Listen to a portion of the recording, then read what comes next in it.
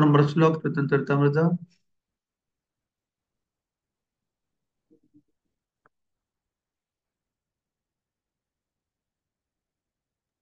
76।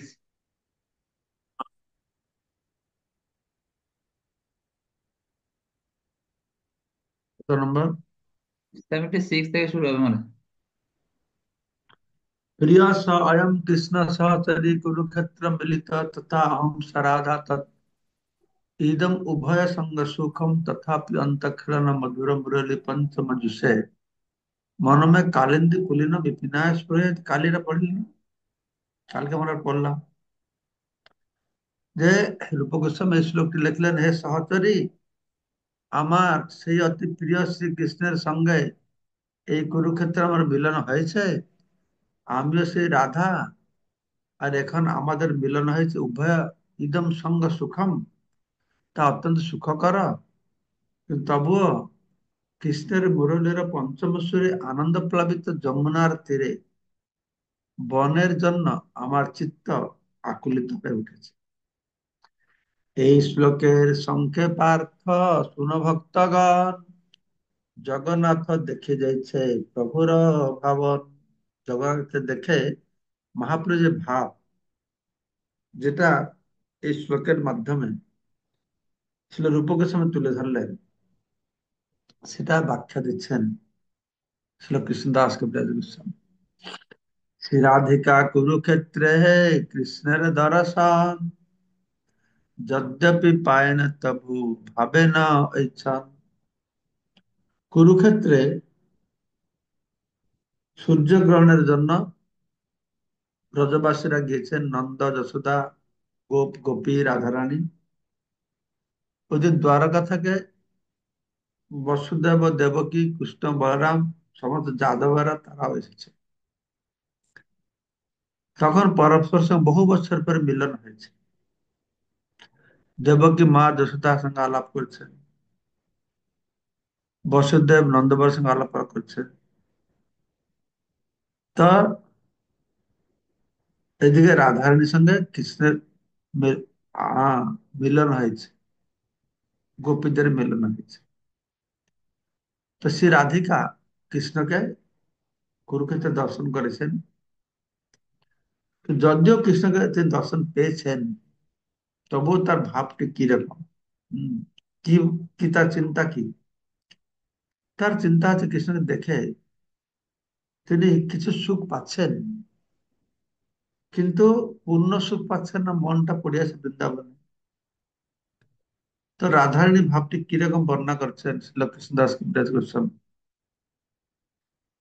রাধারানী মনে করছেন কৃষ্ণকে দেখে রাজবেশ, হাতি ঘোড়া, মনুষ্য গহন, কাহা গোপ বেশ, কাহা নির্জন বৃন্দাবন।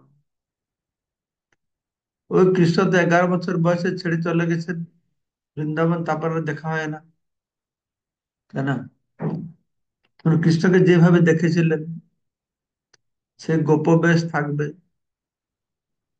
গোপ বালক পরিবেষ্টিত থাকবে, সে ডালপালা পাতা দিয়ে ফুল দিয়ে সাজানো থাকবে, সে নিরিবিলি বৃন্দাবনে যমুনার তীরে, সেইখানে কৃষ্ণকে পেয়ে রাধারানীর যে অনুভব ছিল, এখন সেইটাকে তিনি অভাব মনে করছেন। কেন?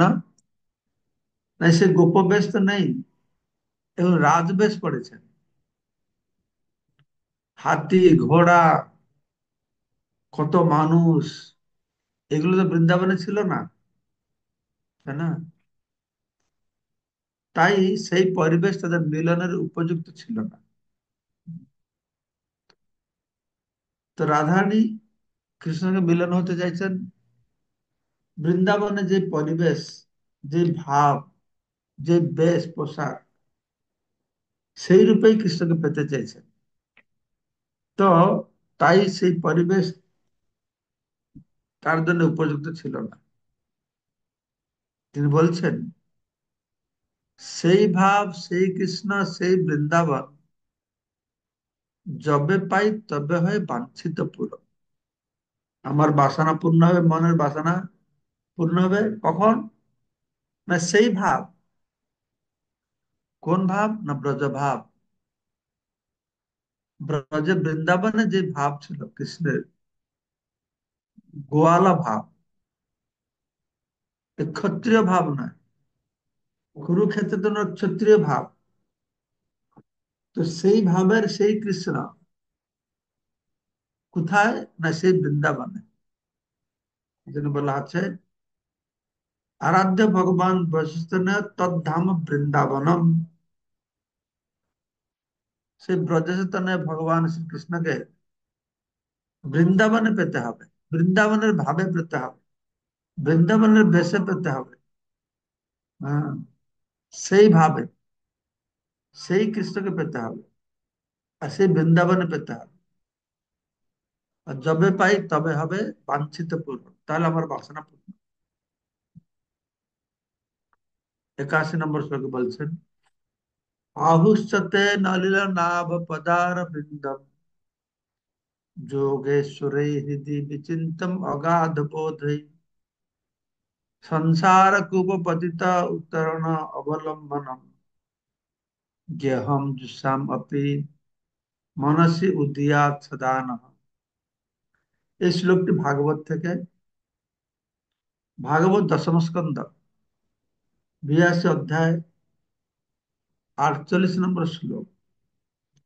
গোপিকারা বলছেন হে কমলনাভ, সংসার কূপে পতিত মানুষদের উদ্ধারের একমাত্র অবলম্বন স্বরূপ তোমার শ্রী পাদপদ্ম, যা অসীম জ্ঞান সম্পন্ন মহান যোগীরা সর্বদাই তাদের হৃদয়ে ধ্যান করে, তা গৃহ সেবায় রত আমাদের মনে উদিত হোক। হম।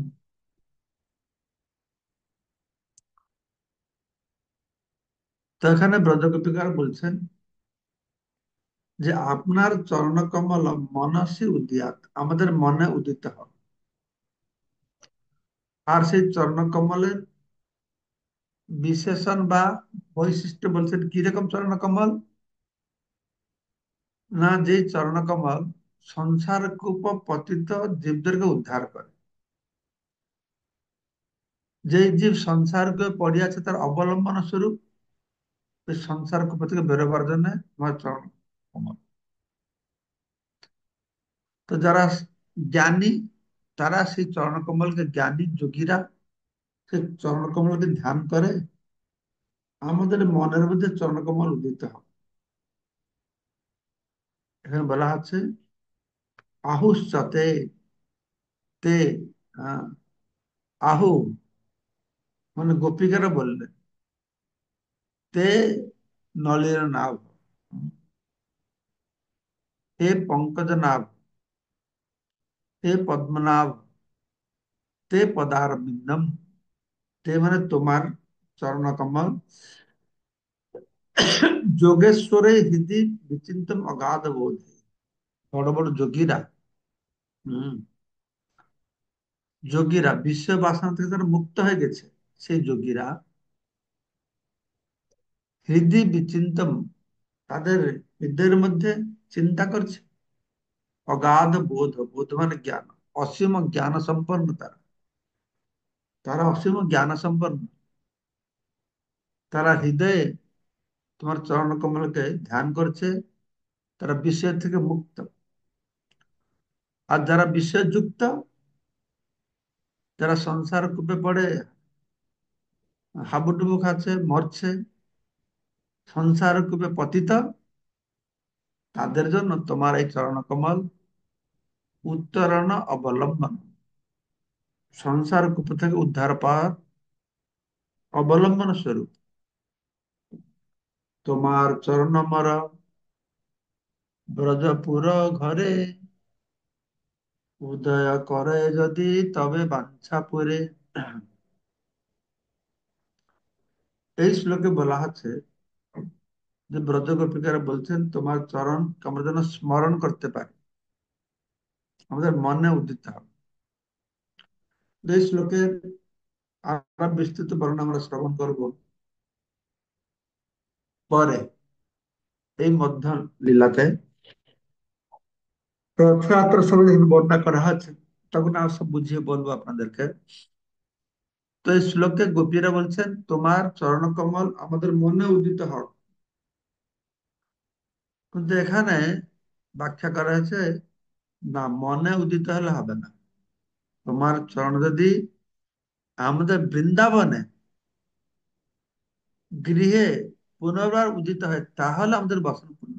মনে উদিত হলে হবে না।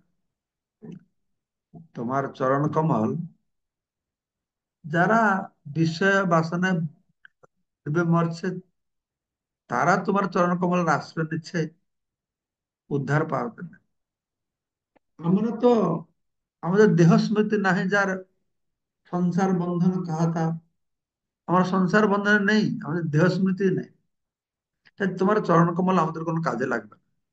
মানে মনে উদ্ধার দরকার নেই। বড় বড় যোগী, তারা বড় বুদ্ধিমান জ্ঞানী, না আমরা তো এই ঘরের কাজ করি, মহিলারা আমরা সে চরণ কমলে ধ্যান করতে পারবো না, সে বুদ্ধি নেই আমাদের।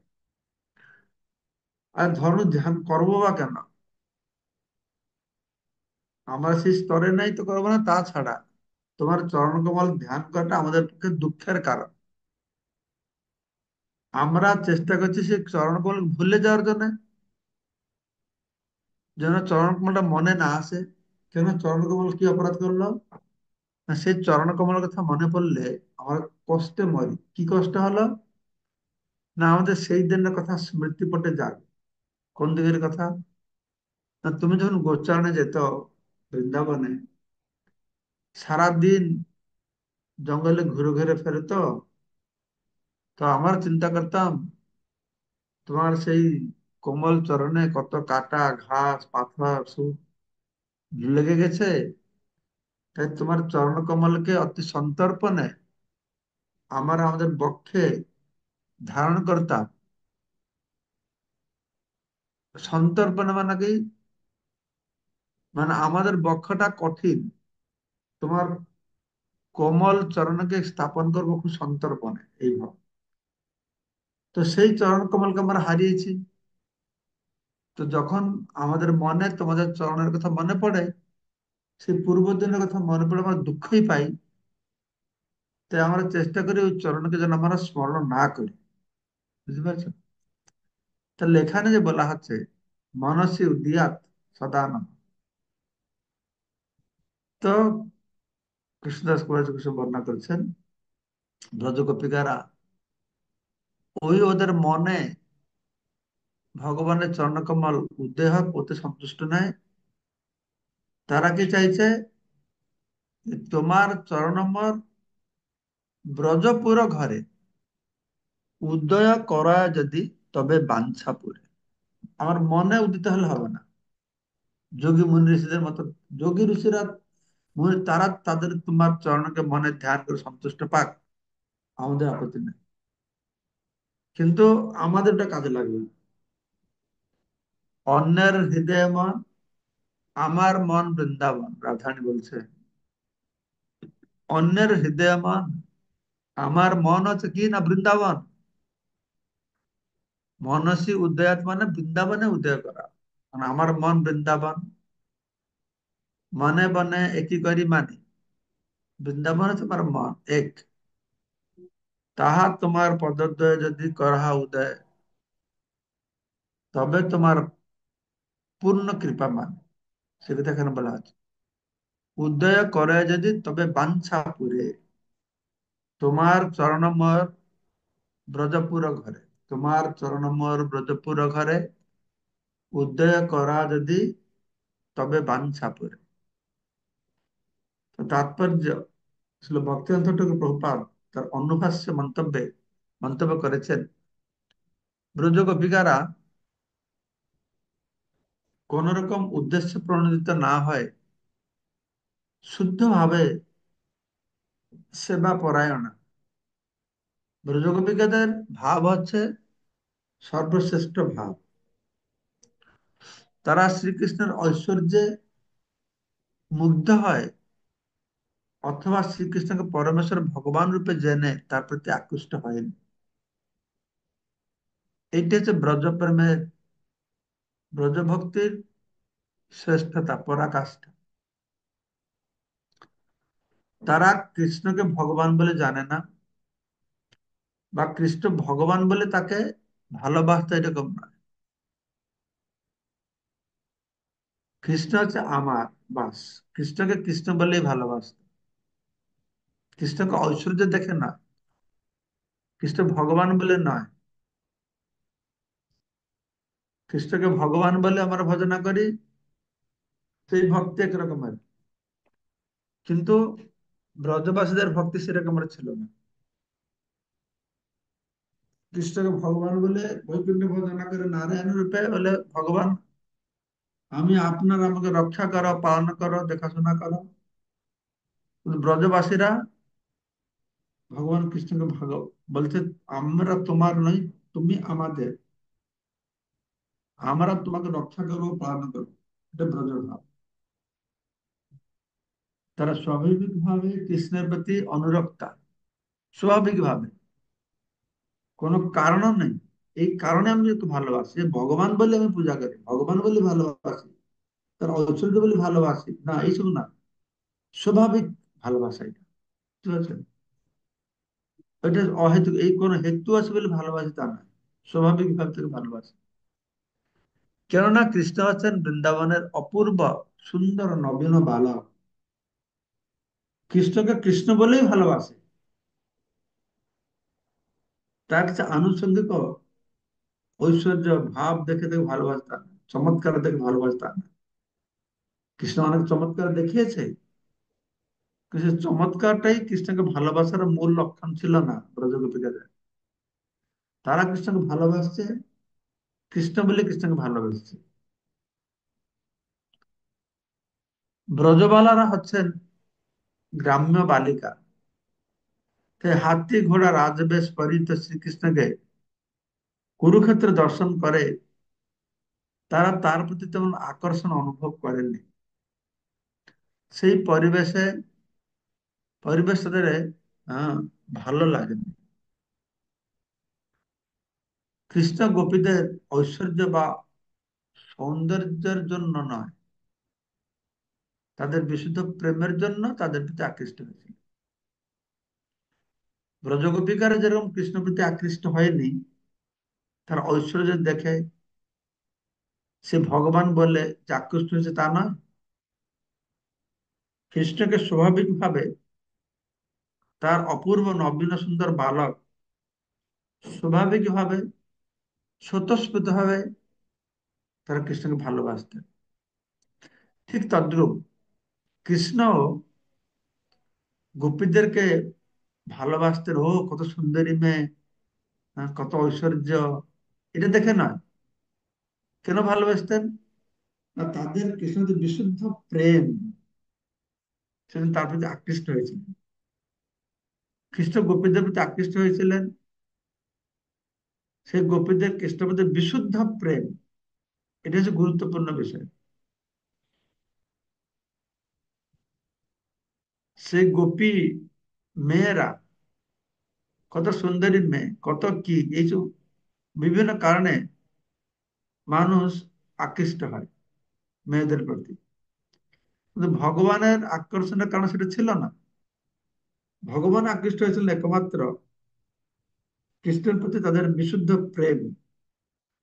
বিশুদ্ধ প্রেমে কি আছে না, ব্রজগোপীদের নিজ সুখের চিন্তা ছিল না,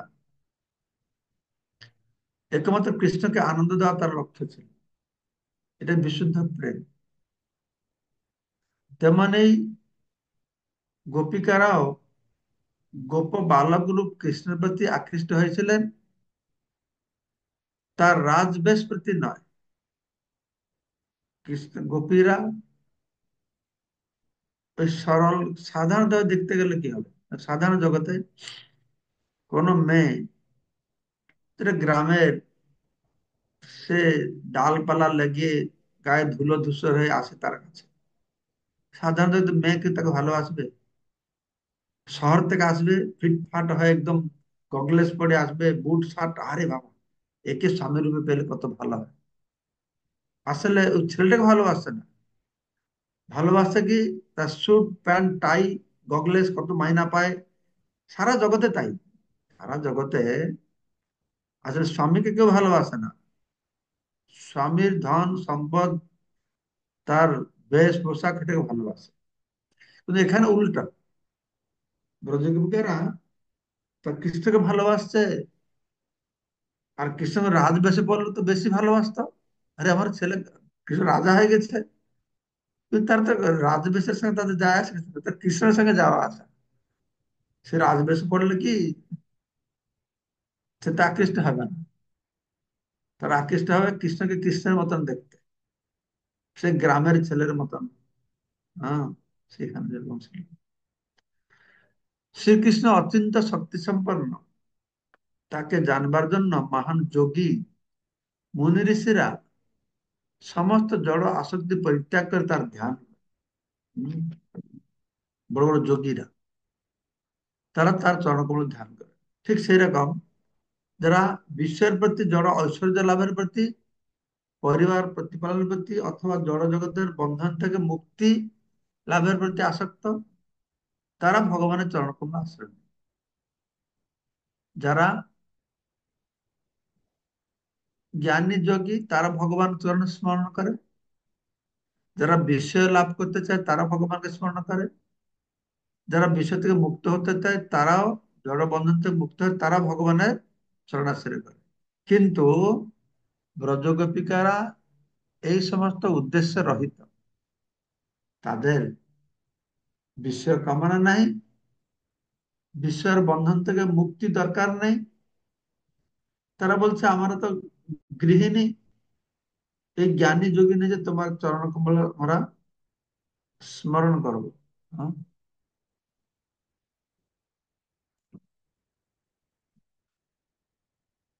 তো তারা কি করছে, কিন্তু ব্রজগোপিকারা এইসব উদ্দেশ্য নয়, এই ধরনের পুণ্যকর্ম সম্পাদনে তারা একেবারে পারদর্শী নন। দিব্য জ্ঞান সম্পন্ন গোপিকারা কেবল বৃন্দাবনের নির্জন পরিবেশে তাদের বিশুদ্ধ ইন্দ্রিয় সমূহ শ্রীকৃষ্ণের লাগাবে, বাস ফিনিশ, আর কোনো কথা নেই। আমি সব ইন্দ্রিয়গুলি শুধু আপনার সেবাতে লাগাতে থাকবো, আর এদিক ওদিকে নাই।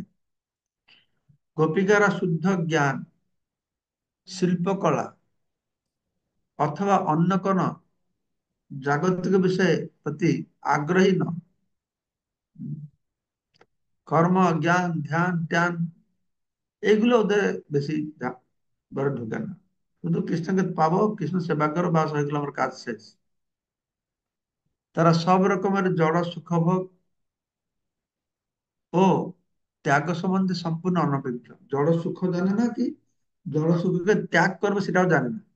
হম, তাদের একটাই জানা আছে, ভগবান কৃষ্ণকে আনন্দ দেবে। তাদের একমাত্র বাসনা হচ্ছে শ্রীকৃষ্ণ, শ্রীকৃষ্ণ যেন বৃন্দাবনে ঘুরে যান, ফিরে যান, তো সেখানে তাদের সঙ্গে তার অপ্রাকৃত লীলাবিলাস উপভোগ করবে। ব্রজগোপিকারা চান তিনি যেন সর্বদা বৃন্দাবনেই থাকে, যাতে তারা সর্বদা তার আনন্দ বিধানের জন্য তার সেবা করতে পারে। তাদের এই অপ্রাকৃত বাসনায় ইন্দ্রিয় সুখ ভোগের লেশমাত্র অভিপ্রায় নেই। তো এইভাবে ব্রজগোপিকারা চাইছেন, গোপিকারা চান তিনি সবসময় বৃন্দাবনে থাকে যান, যাতে তারা সর্বদা তার সেবা করে, তাকে আনন্দ দেবে, তাদের প্রেমটা এত দৃঢ়। কিন্তু তা সত্ত্বেও এই প্রকার ভক্ত সবকিছু তার চরণে সমর্পণ করেছে, কিন্তু তাকে ছেড়ে ভগবান চলে যায়। কিরকম হলো একটা? কেন যায়? এই বিরহ বিপ্রলম ভাব, প্রেমের সাম্রাজ্যে মিলন থেকে বিরহের শ্রেষ্ঠতা। হ্যাঁ, আমি আগে বিভিন্ন ভাবে বলেছি, কথা প্রসঙ্গে আমরা আবার পরে আলোচনা করব কেন ভগবান ভক্তকে ছেড়ে চলে। ঠিক আছে, আগামীকালকে আমার শ্লোক নম্বর 83 পাঠ করে শ্রবণ করব।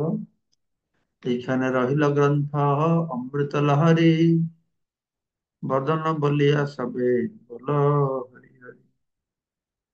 হরে কৃষ্ণ।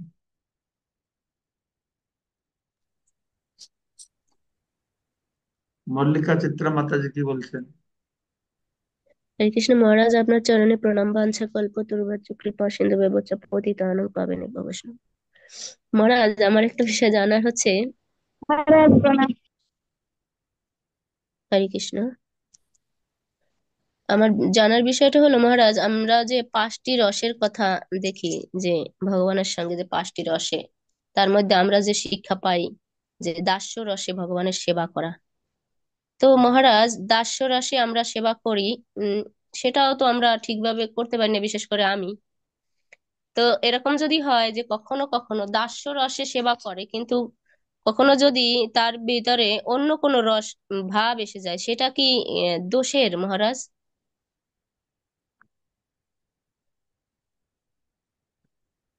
এইসব রস ভাব এটা আমাদের ভিতরে কোনটাই নেই।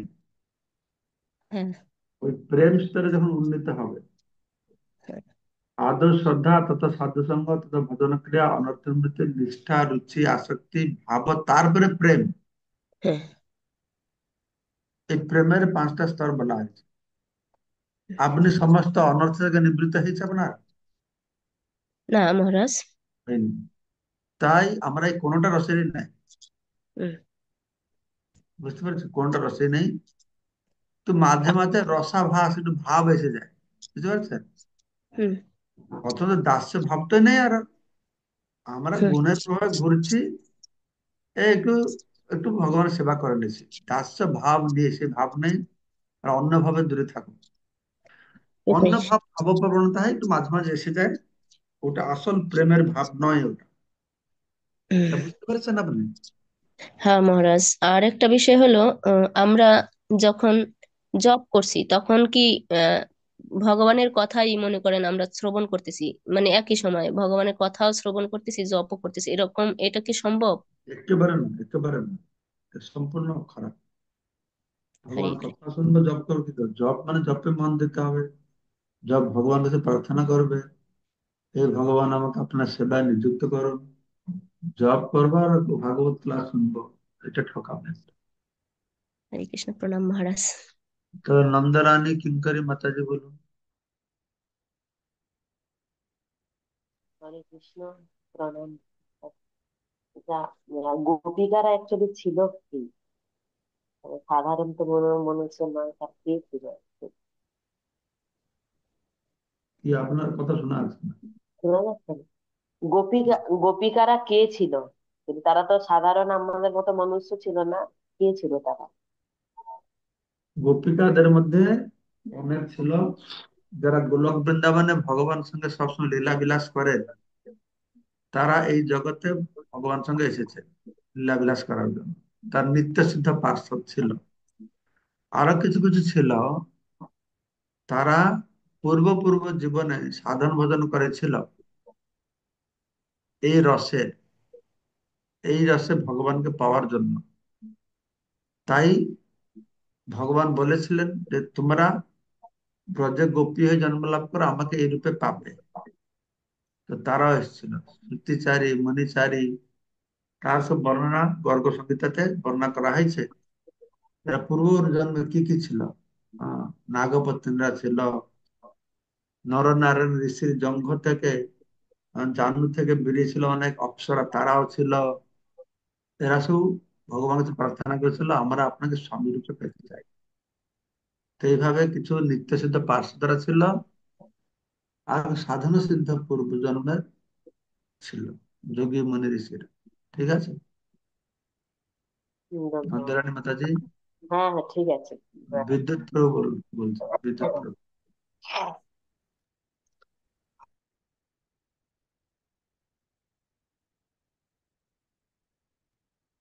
আর গোপবেশ, এই যে দুটো বেশ, এর মধ্যে তাহলে যেটা বুঝলাম পার্থক্য, যে রাজবেশ হচ্ছে যারা ঐশ্বর্য আহ ভাবে যেসব ভক্ত বা জ্ঞানী ভক্ত তারা রাজবেশের প্রতি আকৃষ্ট হবে, আর যারা শুদ্ধ ভক্ত তারা গোপবেশের প্রতি আকৃষ্ট হবে, এরকম কি? না, সেরকম নয়। ব্রজবাসী ব্রজবাসী যারা তারা গোপবেশের প্রতি আকৃষ্ট, ক্ষেত্রীয় ঐশ্বর্যের প্রতি তারা আকৃষ্ট নয়। সবাই শুদ্ধ, যারা ভক্ত হওয়াটা যে তারা দ্বারকায় যারা কৃষ্ণতে আসেন তো তারা অশুদ্ধ ভক্ত নয়, তারা শুদ্ধ ভক্ত। এটা হচ্ছে ঐশ্বর্য ভাবের ভক্তি, এটা হচ্ছে মাধুর্য ভাবের ভক্তি। এটা আলাদা ভাবের ভক্তি, বুঝতে পেরেছো? আরো ব্রজের ভক্তিটা হচ্ছে কৃষ্ণ আমার, দ্বারকার ভক্তিটা হচ্ছে আমি কৃষ্ণ, এটাকে পার্থক্য। ও আচ্ছা আচ্ছা আচ্ছা। পিয়াল প্রভু কি বলছেন? হরে কৃষ্ণ, প্রণাম মহারাজ।